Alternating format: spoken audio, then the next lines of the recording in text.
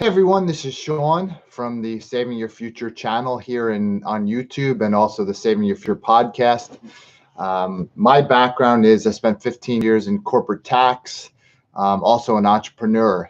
And in 2013, I wrote a book called Saving Your Future, and this podcast and YouTube channel are based on that book. Here's a copy of it right here. So pardon that, one of my children decided it was a good idea to write on the book. But anyway, wanted to do a live stream here and kind of talk through something. I've seen a lot on YouTube about how you can become rich quick and make money without doing anything, don't do any work and make lots of money. It's out there everywhere. And I can tell you right now, no matter who says what, unless you put in effort and work, you're not going to make lots of money. You're not going to get ahead. So here's a couple things that I'll take this from an article that I've read, and I'll link the article here as well. Basically how to start to really get yourself ahead. So to me, the easiest sort of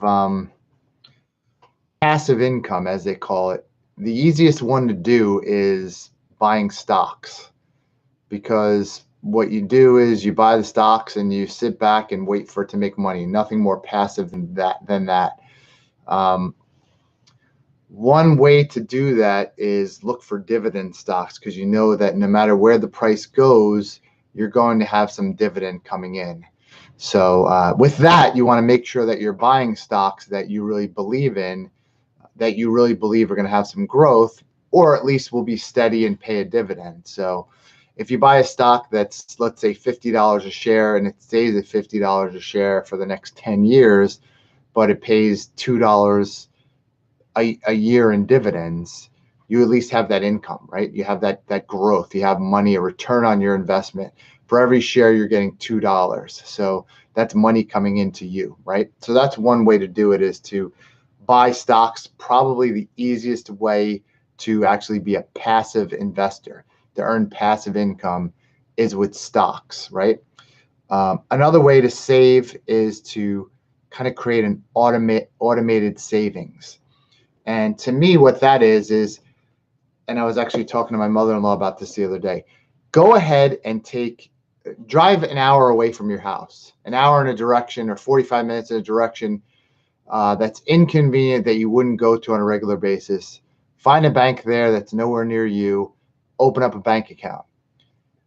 Then when you go to your job, get your form, whatever you need to do to change your direct deposit, and put 10%, 15%, some percentage of that money into that account that you're not going to be able to touch, that you're not going to touch unless it's an emergency. Because the only way you're going to drive to that location to take that money out is if it's an emergency. Also, when you do open that bank account, tell them you don't want a checkbook, you don't want a ATM card, or if they give you those things, rip them up, throw them in the garbage. Okay? You don't want that, because you don't want to be touching this money. If you're disciplined, you don't need to go through all that effort. Just open up another account at your bank. But if you're not disciplined, do that. Or look for an online bank or an online investing platform that you can take money and have that regularly put into your account, so you don't have to worry about touching it.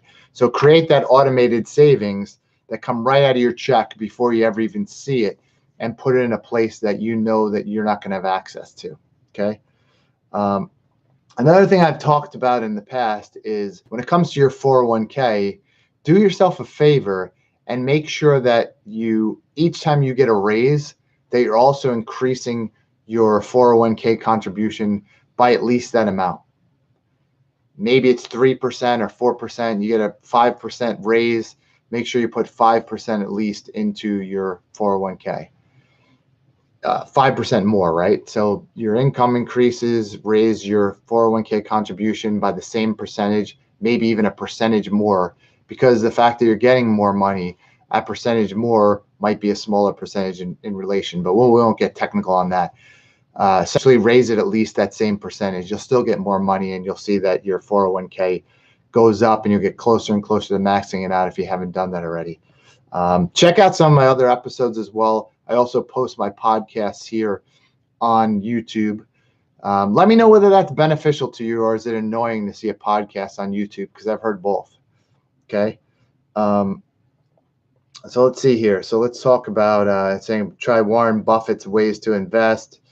I actually I think he's done a lot of good things, and lately he's getting some flack for some issues that he has, has in some of his investments. But again, if you believe in your investment, it can go down for a short period of time.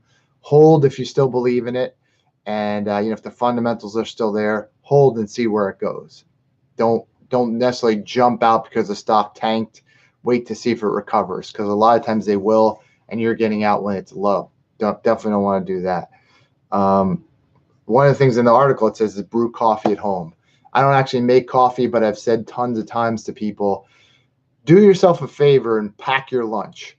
Don't go out all the time to restaurants at lunchtime. You spend a lot of money.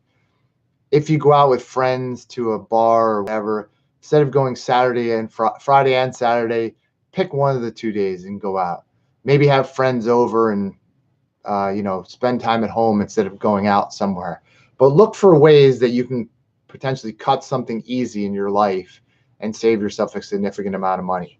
That's going to be very helpful. So take that money and again invest that into investments that's going to help you create create income and create a financial future for yourself. So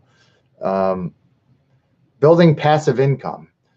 Outside, and we touched on that before, but outside of stocks, other things you can do is potentially invest in real estate or invest in other assets that could potentially have a nice return without work. Look at somebody else that you might know that you can trust that has a good business model and go into that. When you're looking at stocks, don't listen to your buddy who says, oh, you got to buy this stock because it's going to do well. Don't listen to any of those other people that say that. Make sure that you do your own research and you're comfortable that the stocks are going to return based on the fundamentals that you've researched. That's the only way to go about it. Let's see here. You're going to hear a bunch of other things like you can write a book. You can write a book and you'll get rich. You'll be able to create passive income with writing your book. Well, I can pull it up right now, probably, but I looked, and since 2013, I think I've made about $150 on my book. Back mid 2018, I actually started my podcast, Saving Your Future. Thought it would be a good way to share some of the ideas in my book, but also promote the book. And if you learn something here, do me a favor and go on Amazon and buy my book. Throw a couple bucks my way that way, and maybe I prove me wrong. But essentially, writing a book is not going to make you tons of money and be all this passive income unless you write the next greatest novel or write something that other people don't know about. At least I'm guessing the niche of finance is not something that's going to make you rich, because tons of other people have written books about the same topic. So writing a book isn't necessarily going to make you a millionaire either. Another one they tell you is go on YouTube and create your channel and you're just going to make tons of money. This channel, obviously, I'm not at that, but my other channel, Sean's DIY and Reviews, I finally hit, after a number of years, I finally hit the 1,000 subscribers and I am monetized there. And it's been since December. So again, it's growing and growing, but I had been at about $50 every 28 days to 60 to 70. So again, $70 with about 1,100 subscribers. I'm making $70 every 28 days, so every 4 weeks. Excuse me, just cough there. $78 every 4 weeks. Even if I double that or triple that, $100, $200, $300 every 4 weeks. Who can live on $300 more a month? So this passive income necessarily isn't going to, in the short term, make lots of money for you. And if it is, it's still work. You're still taking the time. Right now, I'm almost at 9.5 minutes on this live stream. I'm putting in 10 minutes, 15 minutes in a live stream to hopefully get people to subscribe, to hopefully get people to say, this guy's got interesting content. I'm going to subscribe to him. Eventually, I'll be able to monetize my channel. Even if my content's so great and I'm able to do that right away, still only a small amount of money. On my Sean's DIY and reviews, another thing that I've been doing is partnering with Amazon Associates. So with Amazon Associates, you can click on the affiliate links, or I can say, here's this product that I have. I really like it. Why don't you go and buy one on Amazon? And if you go and buy one, I get a small fee from Amazon. I've sold a handful of things, and you get somewhere between 4% to 10%. So if somebody buys something for $100, you're going to get maybe $10, probably more like $3 or $4. Again, nothing wrong with that, but I had to do a video review. I had to take time telling somebody about this product and then telling them to go ahead and click on the link.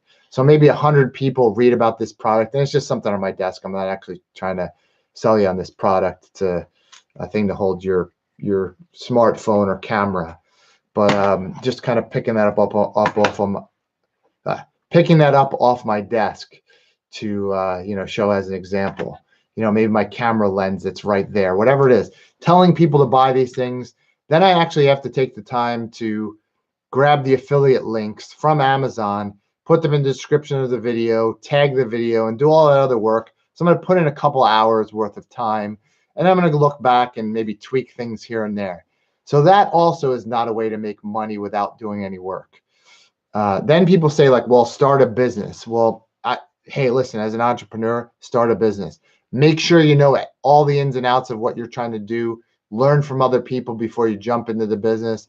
But there's not a ton of businesses out there that you're just going to jump right into and be rich off the bat. So let me just end this by saying there is no such thing as get rich quick.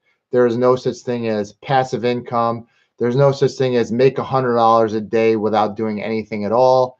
Yes, there's plenty of ways that you can use your ingenuity, use your smarts, and create income for yourself. I would love to hear what you're doing to do that. It'd be great. But I don't see most people being able to just do nothing, be lazy, kick up your feet, sit back, and just collect lots of money. Even in flipping houses, you have to hire contractors. You have to watch them. There's headaches involved. That could be that you hire people, they don't do the work. You paid them, you've lost that money, and over time, you buy a house for $200,000. You put 50 grand into it, and now the market for that house is 240 grand. Well, you lost 10 grand, and you put in all this effort. So again, not to be a naysayer, not to be a downer or anything like that. Just be realistic about what you can really accomplish, what you can really do. So thanks to everybody that watches this video. Let me know what you'd like to hear about. What kind of personal finance related topics would you like to hear about? Would you consider buying my book? Real nice short read, about 100 and something pages. What other finance questions, personal finance questions do you have that I can answer for you? Be happy to do so. Thank you so much. We'll catch you in the next video.